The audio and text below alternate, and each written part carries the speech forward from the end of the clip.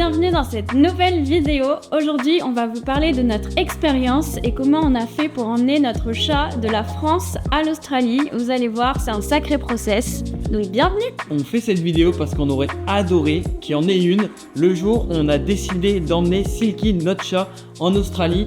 On a dû se dépatouiller à chercher toutes les informations sur internet et je peux vous dire que c'était pas facile parce que l'administration française, on sait ce que c'est. Donc voilà, on est là pour vous faire une petite vidéo et pour vous raconter comment nous ça s'est passé. Alors bien sûr, ça évolue toujours en fonction de votre animal. C'est un chat, un chien, c'est un petit peu différent. Les lois aussi, les régulations changent régulièrement. Donc déjà entre le moment où nous on a fait le process et maintenant, donc on a fini il y a 4 mois même pas, ça a déjà changé pour certaines parties du process. Donc on va vous expliquer comment ça fonctionne. Mais voilà, globalement ça sera pareil et ça vous donnera une bonne idée de comment ça se passe et comment on a réussi à emmener Silky en Australie. On va diviser cette vidéo en 3 parties. Avant le départ, parce que c'est là où il y a énormément de process à faire, le transport, puis à l'arrivée. Pour commencer, donc avant le départ, il y a pas mal de choses à savoir. Première chose, et il y a beaucoup de personnes qui nous ont posé la question, combien de temps ça prend pour faire ce process et pour pouvoir emmener son chat ou son chien en Australie? Alors nous, ça a pris exactement 9 mois et je peux vous dire que pendant 9 mois, on n'a pas chômé. Je dirais qu'il faut prévoir environ de 10 mois à 1 an, c'est pas mal si tout se passe bien. Et voilà la bête, on vous présente Silky, qui est maintenant une petite Australienne depuis 4 mois et qui s'est très bien acclimatée au pays. Elle a fêté ses 3 ans il y a 2 jours. Le fauve, petite française de naissance, puisqu'elle vient des Alpes. Et pourquoi je précise ça? Parce qu'en fait, c'est important de savoir déjà, quelle est la nationalité de votre animal. C'est-à-dire que Silky a dû faire la demande d'un passeport européen, dans lequel c'est marqué qu'elle est de nationalité française et que du coup, elle est soumise aux règles en provenance de France. Sachant qu'il y a une manière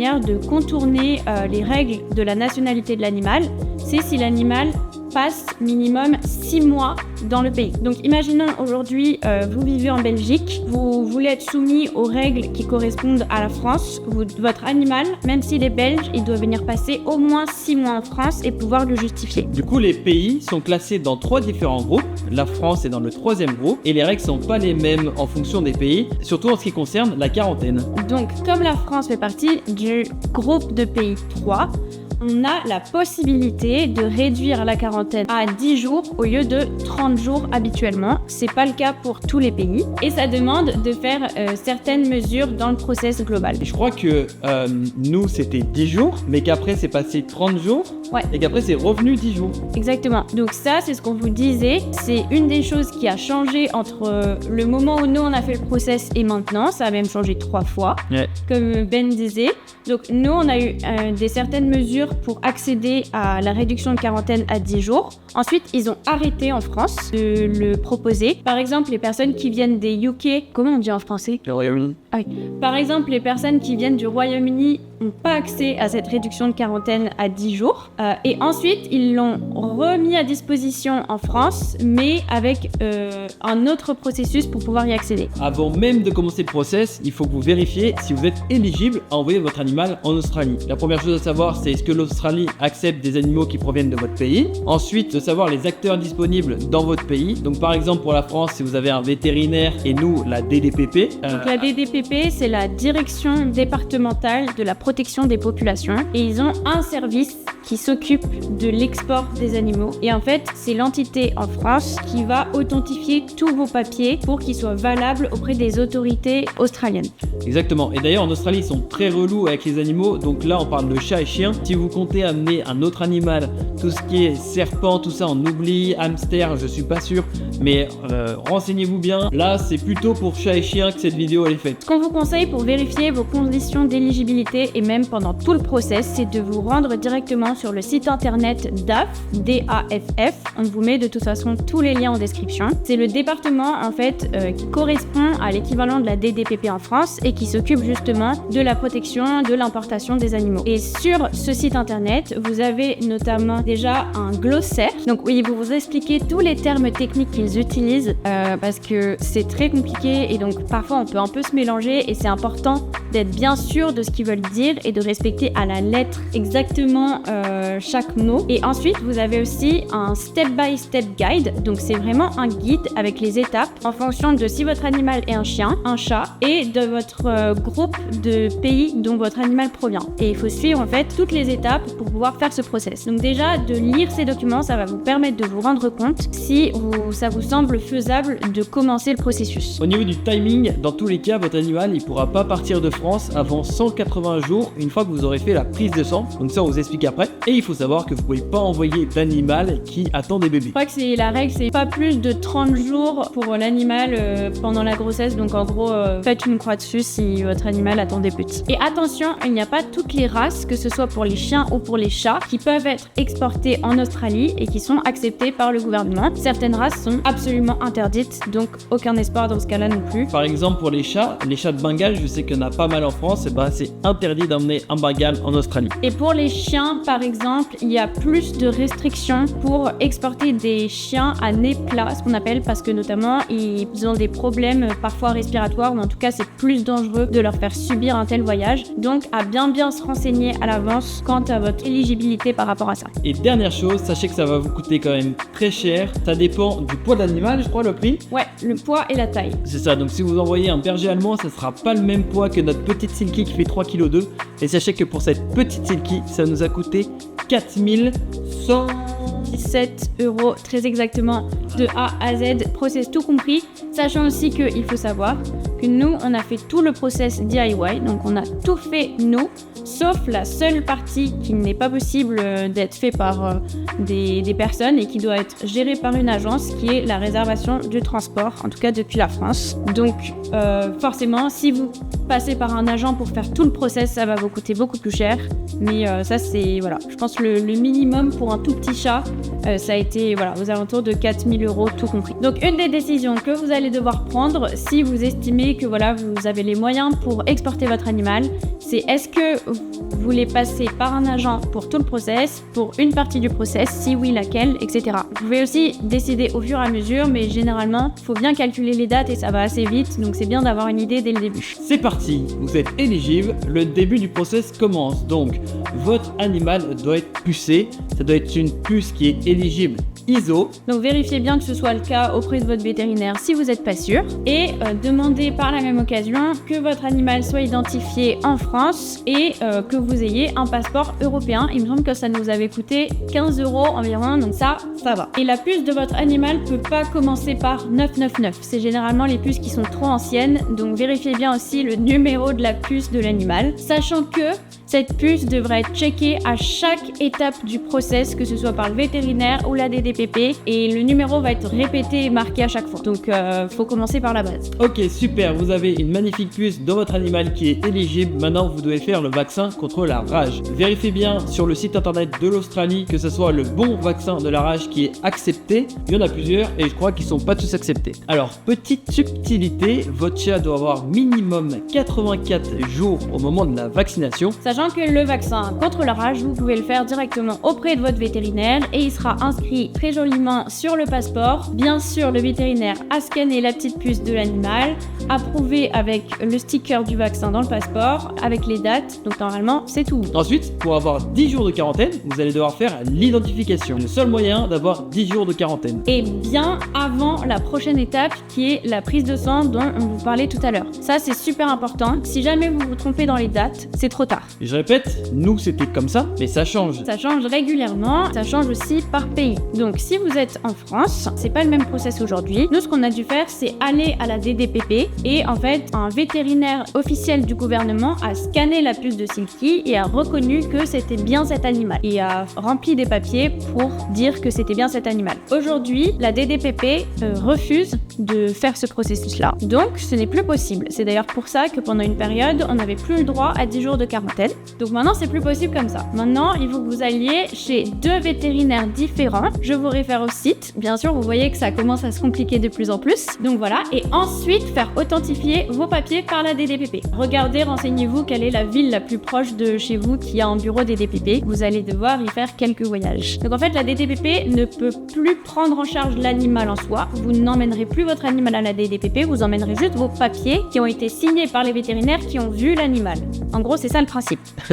Et pour qu'on soit sûr, il faut que ce soit 2 vétérinaires différents. Quand vous allez faire authentifier vos documents auprès de la DDPP pour l'identification de l'animal, la DDPP doit envoyer directement cette identification. Donc c'est un papier qu'ils ont qui est donné par le gouvernement australien. Ils doivent l'envoyer directement au gouvernement australien. Vous pouvez pas l'envoyer, c'est pas accepté. Eux, ils ont une adresse email spéciale qui n'est pas d'ailleurs publique. Donc normalement, vous ne devez pas connaître. Mais eux devraient l'avoir, ce que je vous conseille très fortement. Une fois qu'ils ont envoyé directement ces documents-là, vous pouvez demander via l'adresse email d'aide du gouvernement australien, donc de DAF, si ils ont bien reçu les papiers de la part de la DDPP et si ils confirment qu'ils ont toutes les preuves pour l'identification. Comme ça, vous avez la confirmation écrite que c'est OK et vous pouvez passer à la prise de sang. Nous, on a fait ça et ils nous ont dit par 3 fois qu'ils n'avaient rien reçu. Ensuite, ils nous ont dit qu'ils avaient reçu le papier mais que c'était pas le bon. Et ensuite, ils ont reçu le bon papier mais avec des erreurs. Donc, juste, j'insiste, sinon vous aurez 30 jours de quarantaine et en fait, c'est vraiment triste d'avoir fait tout ça pour rien, juste pour l'incompétence de cette administration. Petite parenthèse, si votre animal avait déjà passé du temps en Australie et qu'il souhaite y retourner et que vous avez la preuve de ça, vous n'avez pas besoin de faire ce processus d'identification et si vous avez les preuves nécessaires comme expliqué sur le site, vous pouvez simplement fournir ça pour avoir droit aux 10 jours de quarantaine au lieu de 30. Je referme la parenthèse parce que ça n'arrive pas si souvent que ça. Une fois que vous avez fait votre vaccin contre la rage, vous devez attendre 3 à 4 semaines pour prendre rendez-vous avec votre vétérinaire pour qu'il fasse une prise de sang de votre animal, pour qu'il envoie la prise de sang du coup au labo, pour savoir si votre animal est bien immunisé contre la rage et qu'il a le bon dosage. Donc une fois que vous avez fait cette prise de sang chez le vétérinaire et que bien entendu il a scanné et noté le numéro de la puce avant de faire la prise de sang pour vérifier que c'était bien le bon animal et il a inscrit le bon numéro de puce sur le sang qui va être envoyé au labo et bien sûr pas fait d'erreur sinon ça marche plus et il faut tout refaire. Le sang en fait qui a été prélevé chez le vétérinaire doit être envoyé par le vétérinaire dans un laboratoire de test du vaccin contre la rage. Il y en a plusieurs en Europe et en France et notamment il y en a un qui est reconnu au niveau européen pour ce vaccin-là tout spécifiquement, donc qui est indubitablement irréprochable notamment par rapport au gouvernement australien. Il me semble qu'il est situé en Alsace, on vous mettra le lien en description. Par rapport à ce qu'elle dit, vérifiez bien à chaque fois le numéro vous-même en fait de la puce quand il le note, parce que sinon, comme elle l'a dit, c'est foutu. Genre vraiment, ils vont refuser votre candidature. Donc c'est hyper important à chaque fois de vérifier son numéro de la puce qui soit bien le bon. Et vous verrez d'ailleurs dans les documents que c'est écrit noir sur blanc. Les erreurs ne sont pas acceptées et vous ne pouvez pas les corriger en barrant ou en mettant du blanco, même si c'est le vétérinaire qui le fait, qui le signe, ce n'est pas accepté, ça marche pas. Ça. Petite anecdote, nous on a dû refaire 2 fois notre passeport, on s'en est rendu compte directement, mais la véto avait fait une petite erreur, je me rappelle même plus ce que c'est l'erreur. Tu te rappelles, elle avait fait une erreur et du coup bref, elle avait dit bah je barre, on a dit non c'est pas possible et donc elle avait jeté le passeport tout neuf, elle en avait refait un parce que il y avait une petite erreur mais qui était même pas très importante, mais pour être sûr de pas prendre de risques. Donc voilà, évitez les ratures, même il en faut pas. Voilà. Ils sont hyper stricts sur ça et ils l'écrivent bien dans le processus. Pour ce test suite à la prise de sang, le résultat qui est accepté par le gouvernement australien, c'est 0,5 unités internationales par millilitre ou plus qui est acceptable. Si à moins, ça marche pas. Il faut savoir que les résultats du labo, ils sont valables 1 an, donc 365 jours, et votre animal, il en a besoin jusqu'à son arrivée en Australie. C'est-à-dire que le résultat doit être valide dans les 365 jours quand votre animal arrive en Australie. On peut paraître pointilleux ou voire même relou sur ces petits points, mais en fait, c'est parce que l'Australie l'est vraiment, et s'il y a un truc qui va pas, ils vont vous refuser votre animal, c'est sûr et certain. Donc voilà pourquoi on insiste sur ce genre de truc, c'est pas nous qui sommes chiants, c'est vraiment l'Australie qui est très compliquée au niveau de l'import d'animaux. Exactement, et en fait c'est tous ces conseils aussi qu'on essaie de vous donner, que nous on aurait aimé savoir tous les petits trucs pointilleux qui sont pas forcément bien expliqués, qu'on découvre après coup, qui sont stressants, donc au moins vous savez tout et vous pouvez faire les choses correctement. Votre animal ne peut pas partir avant 180 jours suite à la date d'arrivée du sang dans le laboratoire. Voilà, encore une fois c'est très précis. et vous le verrez, c'est calculé au moment du permis d'import. Donc c'est vraiment très très exact, jour pour jour. Donc voilà, le vétérinaire a bien envoyé le sang au laboratoire qui va être testé. Normalement, avec un peu de chance, si vous avez bien attendu 4 semaines, vous avez un résultat positif. Et donc, comment vous le savez, le laboratoire va vous envoyer un courrier postal avec un papier qui va vous donner les résultats et que vous allez pouvoir utiliser pour la suite du process. Et du coup, une fois que vous avez tous vos résultats, direction la DDPP qui vont pouvoir vous faire un magnifique papier qui s'appelle le RNATT et qu'il vous faut absolument pour ce process. Voilà, donc l'épreuve du vaccin contre la rage dans votre joli passeport européen, les résultats du laboratoire et c'est parti pour la DDPP. Il faut prendre rendez-vous avec la DDPP à l'avance. C'est très compliqué. Ils ne connaissent absolument pas le process. Ne soyez pas surpris, même si il semblerait que ce soit leur travail. Donc, prenez-vous en avance, expliquez-leur, envoyez le glossaire et les étapes s'il le faut. Demandez des références à d'autres personnes qui ont déjà fait le process s'il le faut pour prouver ce qu'il faut faire. Ils peuvent être récalcitrants. Sachez que nous, la DDPP était complètement pas au courant du process, ils ne savaient rien, on devait leur expliquer. Nous, ce qu'ils devaient faire, vraiment, eux, n'étaient pas au courant de ce qu'ils devaient faire dans leur travail. Même plusieurs fois, ils nous disaient, ok, il faut faire ça comme ça, et on disait, non, c'est pas comme ça qu'il faut faire. On a vu avec le gouvernement australien, on a vu comment il faut faire, comment avec d'autres personnes qui l'ont fait, c'est comme ça que vous devez le faire, et ils disaient, ah bon, et tout. C'est lunaire, renseignez-vous bien, parce que eux le feront pas pour vous. Par exemple, quand ils nous ont fait l'identification de l'animal, qui est donc hyper important pour obtenir 10 jours de quarantaine au lieu de 30, ils étaient très confiants, ils nous ont donné un document qui était complètement le faux document. Pareil, on arrivait à la DDPP, on était dans le bâtiment en bas, dans le hall, avec notre animal pour qu'il le scanne. On a dit, je sais pas, est-ce qu'on peut monter à un endroit, dans une salle, un truc un peu plus... Un bureau, quelque chose, parce pas un hall d'immeuble. Parce qu'il y a une vétérinaire qui bosse à la DDPP, qui est là justement pour faire les identifications. Et non, on était en bas, dans le hall de l'immeuble, avec aussi d'autres bureaux dans l'immeuble, avec des gens qui passent et tout, avec notre animal, bref. Quand vous allez voir la DDPP pour faire remplir ce document RNATT, assurez-vous bien qu'ils mettent la bonne date sur le document et qu'ils mettent le tampon. Parce qu'en fait, vous avez compris depuis qu'on vous explique que toutes les dates font office en fait de preuve pour savoir quand est-ce que votre animal peut entrer en Australie, quelles sont les validités des tests, etc. Donc c'est hyper important à chaque fois, non seulement que ce soit signé et authentifié, mais qu'il y ait une vraie preuve de la date du jour à laquelle chaque étape a été faite. Wouhou! Si vous êtes arrivé jusque-là, vous avez fait un bon bout de chemin. Félicitations à vous parce que franchement, c'était pas facile. Maintenant que vous avez réussi tout ça, vous allez pouvoir demander le fameux permis d'importation de votre animal. En gros, ça correspond un peu à notre visa, nous. Donc oui, c'est vraiment l'autorisation officielle pour lui d'entrer dans le pays. Voilà, donc ça, sachez que nous d'ailleurs, elle l'a eu bien avant qu'on ait eu notre visa, mais en tout cas ça se demande sur le site internet de l'Australie. Le site qui s'appelle du coup BICON, c'est le site de la biosécurité australienne. Et donc vous allez utiliser tous les documents qu'on a cités précédemment, donc avec les preuves d'identification, avec le test du laboratoire contre la rage, les preuves du vaccin contre la rage et le document RNATT qui a été authentifié, signé et daté par la DDPP. Là, normalement, une fois que vous avez demandé votre permis, bon voilà, c'est un peu le stress parce que vous allez attendre pas mal. Je crois que nous, c'était environ 2 mois et demi, mais les périodes d'attente changent régulièrement, donc on espère que ce sera moins que nous pour vous. En tout cas, une fois que vous recevez votre permis d'importation, vous le recevez par email, et c'est là où vous avez la première preuve de est-ce que oui ou non on a accepté la quarantaine de 10 jours pour votre animal si vous l'avez bien demandé et fait tout le processus d'identification. Donc le suspense est à son comble avant de recevoir le permis et on espère que vous allez obtenir les 10 jours au lieu des 30 jours de quarantaine. Si jamais là c'est écrit 30 jours, désolé, c'est mort, ça sera 30 jours et c'est plus possible de passer à 10 jours. Tout se passe avant cette étape. Donc voilà, maintenant vous avez votre permis d'importation. La prochaine étape, c'est réserver la quarantaine. Exactement, donc la quarantaine c'est Post-Entry Quarantine, donc c'est PEQ. Il faut savoir qu'il y a désormais un seul centre de quarantaine en Australie qui est situé à Melbourne. Donc votre animal devra arriver directement à l'aéroport de Melbourne, on en parle juste après pour le transport, pour pouvoir entrer en quarantaine.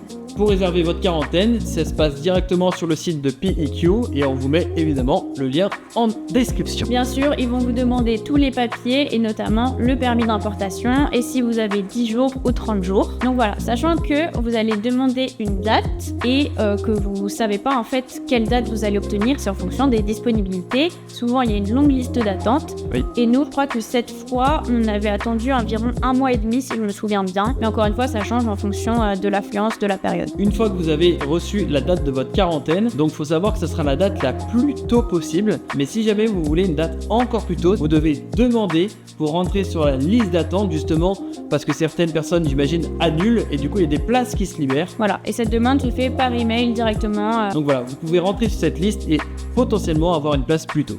En tout cas, la date qu'ils vous donneront, ce sera la plus tôt disponible. Cette date de quarantaine, comme disait Ben, c'est la date la plus tôt, mais elle va pouvoir être modifiée en fonction des disponibilités des vols, puisqu'après, il faut aussi organiser le transport. Donc, on y vient. Maintenant, le transport en France se réserve via un agent. Donc, ça va être des agents qui doivent être bien accrédités IATA. Donc, ça, c'est les accréditations internationales de transport. On vous conseille ça très fortement. Nous, on est passé par Bagages du Monde. C'était, voilà, on a pas mal comparé les entreprises.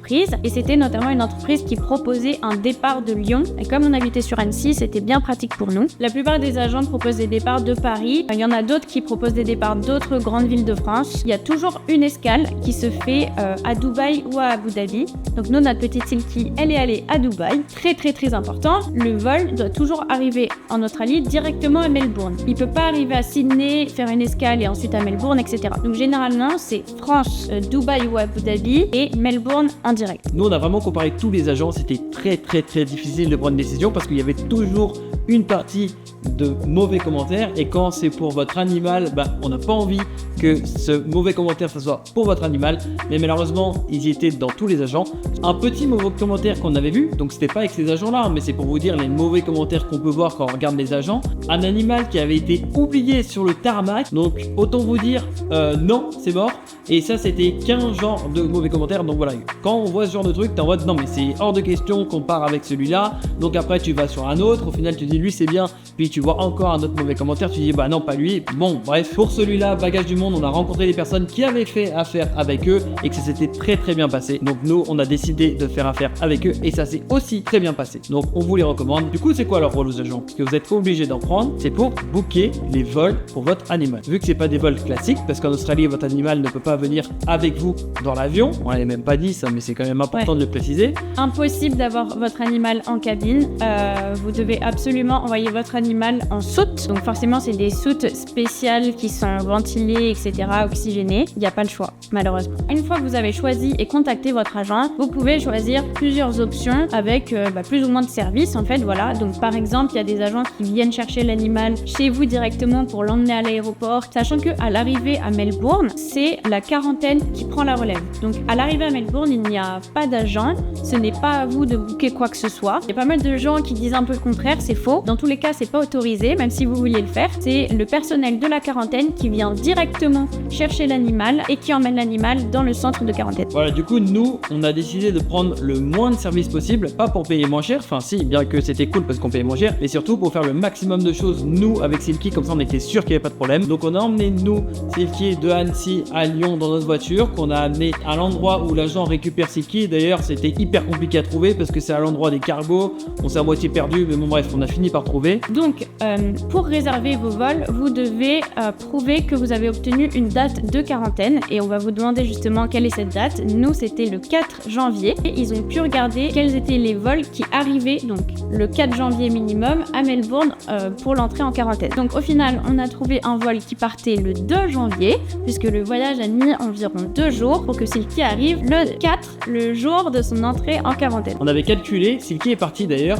une semaine avant nous, même un peu plus, parce qu'en fait, on voulait justement que quand on arrive, on puisse la récupérer quasiment directement. Après la quarantaine. C'est ça, donc nous quand on est arrivé en Australie, d'ailleurs, je vous laisse regarder nos vlogs, on a fait 3 vlogs de quand on arrive en Australie avec du coup toutes les vidéos de quand on récupère Silky, etc. Quand on est arrivé en Australie, on est resté un jour ou deux sans elle maximum, je crois, et puis après on allait la chercher directement. Ouais, et ce qu'on voulait faire aussi, et faites attention à ça, c'est qu'on voulait prévoir une petite marge de sécurité parce que c'est arrivé à des personnes qu'on connaît d'avoir le vol de l'animal qui est décalé au dernier moment. Donc ça arrive, voilà, les vols qui sont annulés ou décalés. Et donc si c'est vous par exemple qui avez avez prévu d'amener l'animal à l'aéroport, et faut que vous puissiez être là pour le faire. Et aussi, il faut que vous puissiez faire les dernières démarches avant le vol. Donc nous, on avait prévu 4-5 jours de battement au cas où le vol devait être reprogrammé quelques jours après. Ok, donc vous avez réservé votre vol, vous avez l'entrée en quarantaine, normalement, tout est planifié. Et donc, ça y est, c'est la dernière ligne droite pour emmener votre animal en Australie. Mais c'est pas la fin du process. Il vous reste encore 2-3 trucs à faire, et notamment les traitements antiparasitaires internes et externes qui sont obligatoires pour le voyage. Donc regardez bien parce que c'est assez compliqué au niveau des dates. Par exemple, il faut que certains aient minimum 14 jours d'écart, mais un mois d'écart avec l'autre, etc. Enfin bref, il faut bien faire son petit calendrier pour que ça colle avec les dates de départ. Pour vous donner une idée, c'est à commencer environ un mois avant le départ de l'animal. Et pareil que ce que disait Ben pour le vaccin contre la rage, il faut bien faire attention, il y a certaines marques et certaines méthodes qui sont autorisées et pas d'autres. Bien prévenir le vétérinaire. Sachant que donc le traitement interne, en fait c'est comme un vermifuge normal, c'est votre chat ou votre chien qui prend des cachets antiparasitaires. Et le traitement externe, c'est rien de méchant, c'est vraiment pareil, un traitement avec un produit qu'on met en fait sur le pelage de l'animal et qui va s'étendre pour prévenir les puces, etc. Le tout petit dernier effort que vous allez devoir faire, c'est 5 jours avant, c'est la dernière étape du process. Vous allez devoir faire son certificat de santé. Donc en gros, c'est d'aller prendre un rendez-vous avec le vétérinaire pour qu'il vérifie qu'elle n'ait pas de parasites et d'aller voir une toute dernière fois la DDPP. Voilà, donc la dernière fois que vous allez voir la DDPP suite à cette visite vétérinaire, donc ça c'est dans les 5 jours avant le départ, vous allez devoir cette fois amener tous vos papiers que vous avez fait jusqu'à maintenant, tout,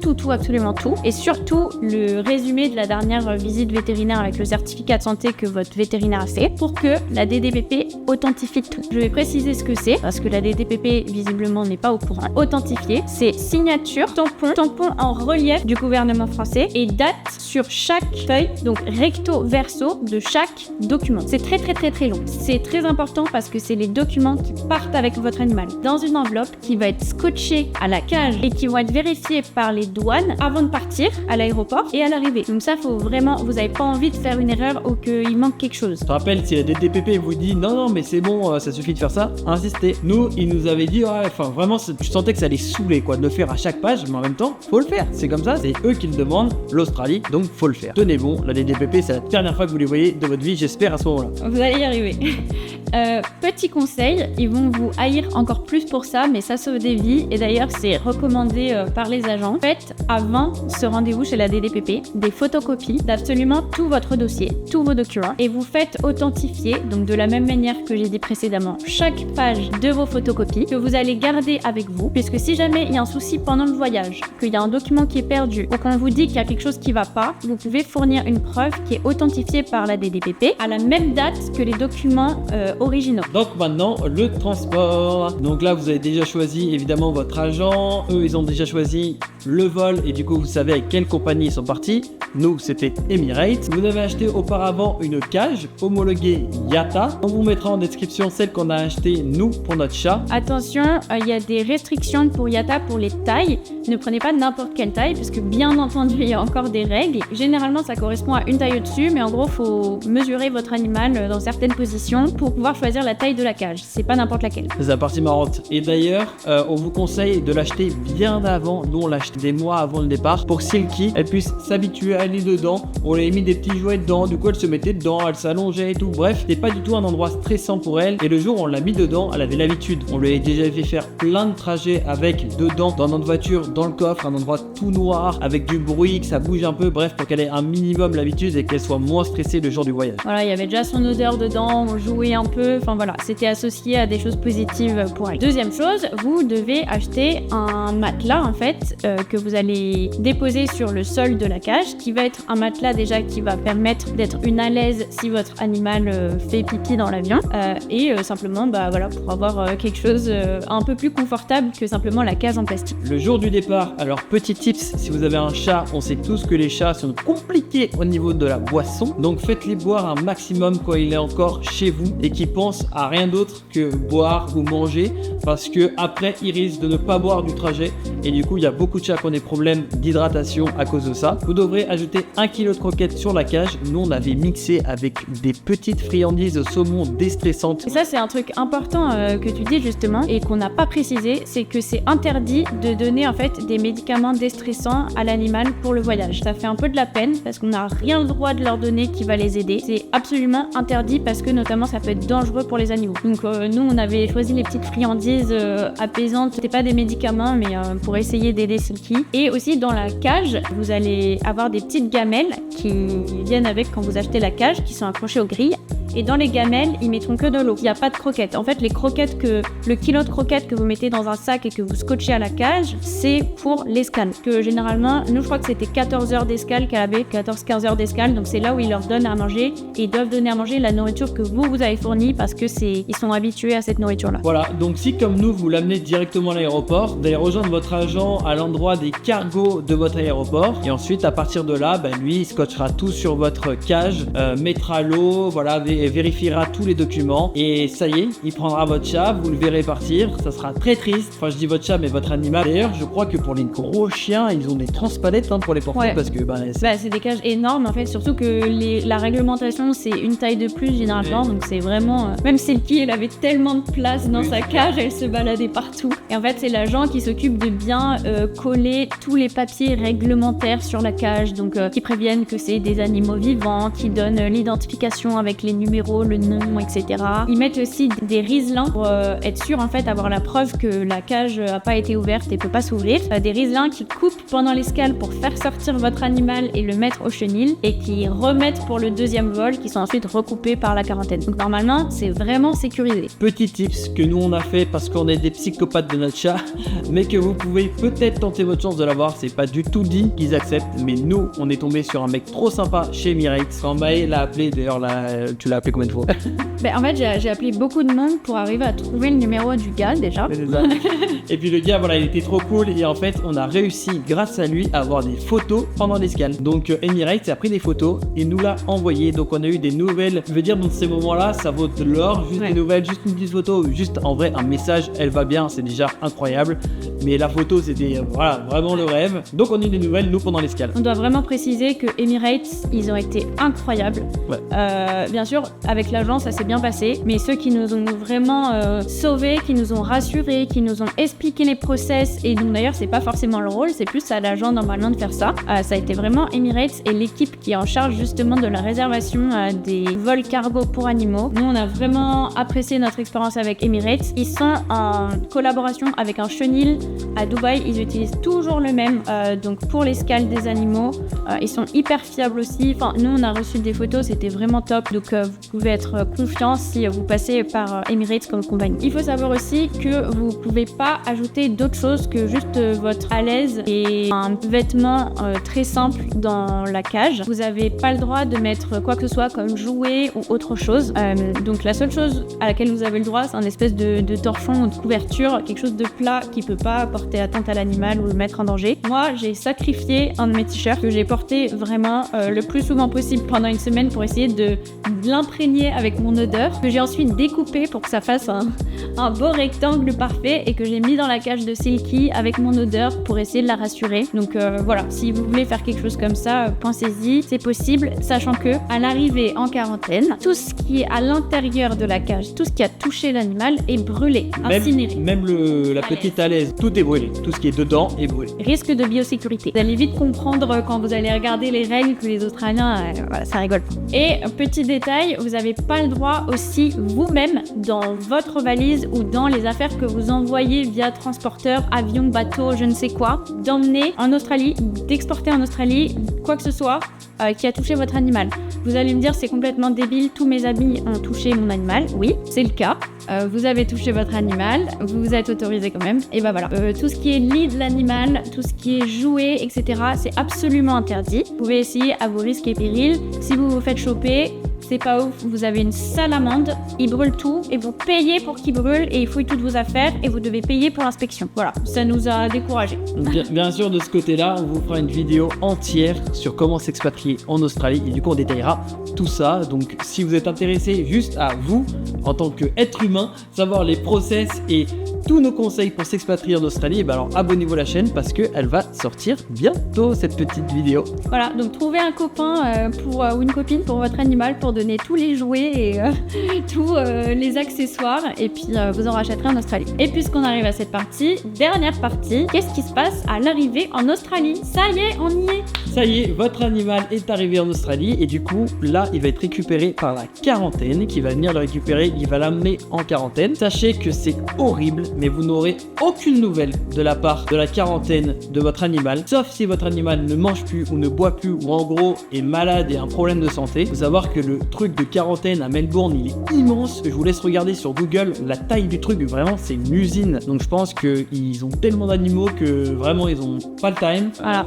Après voilà, ils ont l'air de vraiment bien s'en occuper. Ils avaient un bon box, les chiens encore plus parce que l'Australie c'est vraiment le pays des chiens. Ils adorent les chiens, donc votre chien sera traité comme un roi. Les chiens ont accès à l'extérieur d'ailleurs. Et quand vous faites votre réservation de quarantaine, vous pouvez remplir aussi, d'ailleurs vous devez remplir un formulaire où vous devez donner un peu les préférences alimentaires, de toilettes, etc. de votre animal. Vous pouvez dire combien de fois par jour vous voulez qu'il soit nourri. Donc par contre, vous choisissez pas la marque des croquettes, c'est Royal Canin. Si vous voulez habituer votre animal à l'avance, notamment pour les chats qui ont un petit estomac fragile aux croquettes, c'est Royal Canin. Pour tous les animaux, chiens, chats, tout le monde. Donc voilà, normalement ils s'en occuperont très bien, mais juste vous aurez pas de nouvelles. Faut savoir que si jamais vous avez des nouvelles, donc qu'il y a un problème, ils vous demanderont si vous voulez qu'ils voient un vétérinaire. Alors évidemment, vous direz oui, et je crois que c'est environ 600 $ pour la consultation. Et là, à ce moment-là, si par exemple c'est que votre animal ne mange pas, ils vont lui donner des stimulants qui feront manger. Si vous contactent, c'est mauvais signe. L'adage, c'est un peu pas de nouvelles, bonnes nouvelles quant à la quarantaine. Nous, on a eu des nouvelles, puisque beaucoup en fait de propriétaires de chats ont des nouvelles, que les chats sont un petit peu compliqués, et notamment, il y en a beaucoup qui décident soit de ne plus manger, soit de ne plus boire, soit les deux. Donc, Silky, elle s'est dit, moi aussi, je vais faire comme les copains. Je vais pas manger, pas boire pendant le trajet, et pas non plus quand j'arrive. Donc, elle a pas mangé pendant 4 jours. Forcément, on a reçu un email de la quarantaine, votre animal a perdu tant de kilos, ne s'alimente plus. Donc, je crois qu'elle avait perdu 500 grammes, sachant qu'elle faisait 3,7 kg, il me semble, quand elle est partie. Elle devait faire 3,2 kg quand on a reçu des nouvelles. Forcément, quand tu manges pas pendant 4 jours. Elle avait pas touché à son kilo de croquettes pendant l'escale et pas touché à quoi que ce soit en fait en quarantaine. Et donc, ils nous ont demandé quelles étaient ses préférences alimentaires, si elle avait un petit faible pour quelque chose qui pourrait aider. Dans ces cas-là, ils essaient un peu des choses avant de vous proposer la visite vétérinaire. On leur a dit qui adore le poisson, notamment le saumon. Donc, allez-y à fond sur ça. On espère qu'elle va pas arriver à résister. Ils ont donné des croquettes, ils ont donné de la pâtée, tout aromatisé saumon. Enfin, et là, ça y est, elle a tout mangé. Donc, rassurée. Elle a tout mangé en une nuit, elle devait être affamée. Et puis après, c'était parti, elle a continué à manger. Sachant qu'il y a des personnes aussi qui peuvent vouloir faire livrer de la nourriture. Notamment, je sais que c'est assez commun pour les chiens de faire livrer des poulets fermiers frais à leurs chiens pour qu'ils mangent. Donc, je sais que ça se fait via Uber Eats. Sachez qu'une fois que votre quarantaine est terminée, vous avez 2 choix. Soit vous allez chercher directement votre animal à la quarantaine. Si, comme nous, vous habitez pas à Melbourne et vous habitez du coup à un autre endroit en Australie, ça peut être compliqué parce que vu la taille du pays, c'est tout de suite très loin d'aller chercher votre animal. Donc vous pouvez faire appel à un agent, comme en France, mais cette fois en Australie, qui va s'occuper de aller chercher votre animal à la quarantaine, de booker le vol dont on a pris un agent. On a choisi du coup Dogtainers, qui est un agent australien local, qui est très très très apprécié et très très très recommandé. C'est peut-être le seul agent où franchement il y avait presque pas de commentaires négatifs. Et toutes les personnes à qui on a parlé, c'était vraiment incroyable l'expérience qu'ils ont eue. Et nous aussi, on a eu une très bonne expérience, malgré le fait qu'on s'y est pris au dernier moment. Oui, parce qu'à la base, on comptait aller la chercher nous. Quand c'était dit 9 heures de route, c'est bon, ça le fait, on voulait absolument la chercher nous et tout. Mais au final, du fait qu'on venait d'arriver, c'était trop compliqué. Donc on a décidé de booker avec Dogtainers, qui avait que des bons avis. Ça s'est très bien passé et du coup, on allait la chercher à l'aéroport de Sydney. On n'avait pas de voiture pour la blague.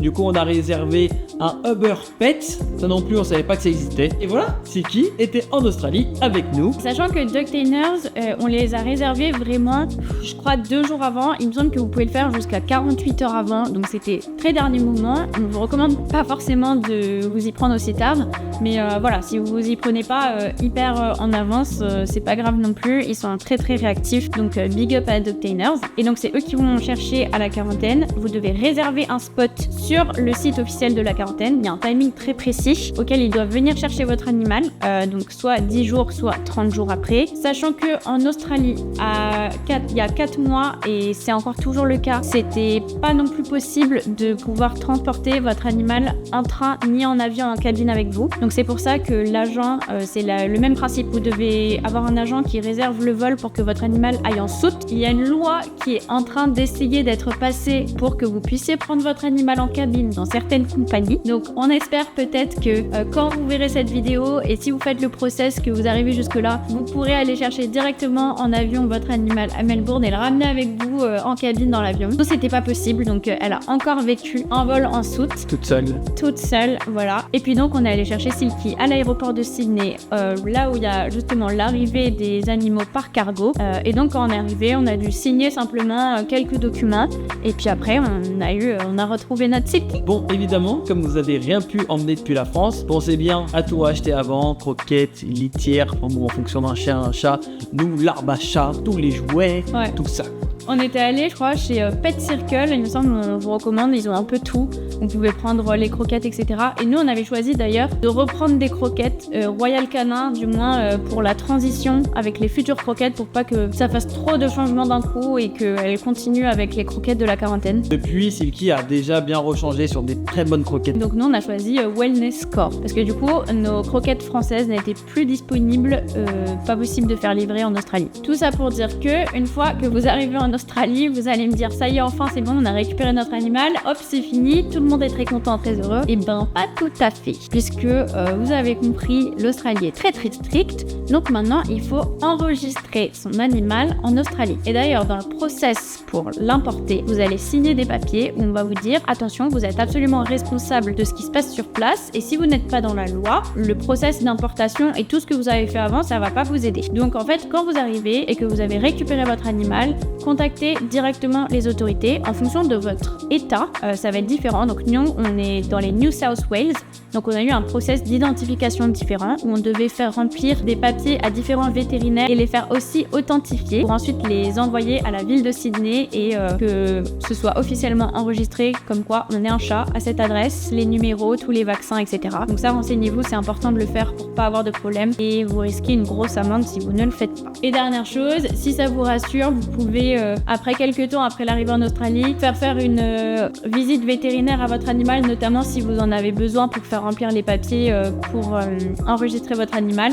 C'est aussi bien de faire un petit check après tout le voyage. Souvent, les animaux ont été soumis à des conditions de stress, donc voilà. Juste pour checker que tout va bien, au moins vous êtes rassurés, vous savez que vous partez sur de bonnes bases. Et petite chose à savoir, qu'on n'a pas en France et dont on ne se doute pas forcément, le gros souci ici, c'est les puces paralysantes, donc c'est très répandu. Donc en fait, il faut simplement faire des traitements antiparasitaires externes, comme vous aviez fait pour le process d'importation, toutes les 10 semaines à votre animal, chat ou chien. Même si nous, Silky par exemple, c'est pas un chat d'extérieur, on le fait quand même, c'est largement recommandé parce que c'est très répandu et forcément très dangereux pour votre animal. Et je pense que là, on vous a donné vraiment tous nos conseils, ou en tout cas, on a essayé de faire en sorte que vous puissiez amener votre petite boule de poil en Australie, qu'elle soit safe, qu'elle soit heureuse dans sa nouvelle maison. Et on espère que, en tout cas, cette vidéo vous aide.